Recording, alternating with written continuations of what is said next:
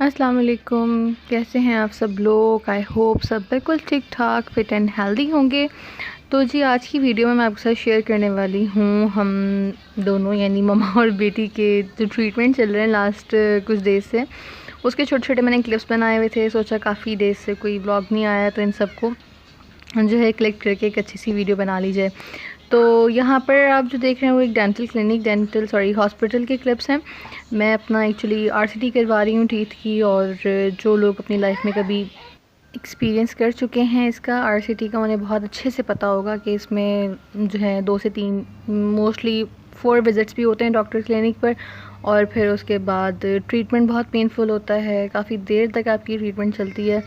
तो भाई अब अगर दर्द से निजात चाहिए तो ये काम तो करना ही करना था, इसलिए ये ट्रीटमेंट करवा रही थी। और अभी मेरे 3 विज़िट्स जो हैं वो कंप्लीट हो चुके हैं। फिलिंग इंटरनल फिलिंग हुई है और एक्सटर्नल फिलिंग अभी बाकी है। तो उसके लिए फिर किसी आई थिंक नेक्स्ट वीक में किसी रैंडम डे पे हमें कॉल आएगी वहाँ से, तो फिर हमें जाना होगा इसको मतलब ट्रीटमेंट कंप्लीट करवाने के लिए अपना।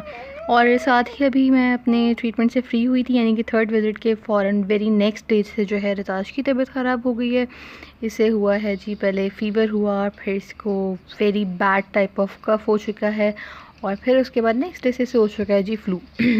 आप इसमें इसकी शक्ल देख सकते हैं कि कितना जो है ना बेचारी का छोटा सा मुँह होके रह गया, आँखें इसकी रेड ही रेड हैं, नींद आ रही है या तबीयत जो है बहुत इसकी ख़राब है आजकल।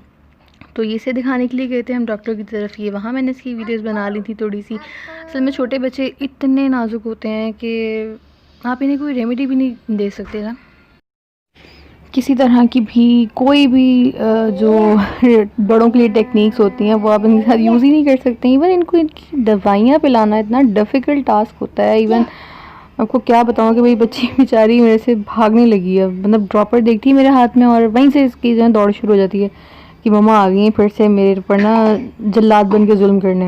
अभी पीछे से इसके खांसने की आवाज़ें आ रही हैं। बड़ी मुश्किल से थोड़ा सा मूड बेटर करके बैठी है पोएम्स देखने के लिए अपनी।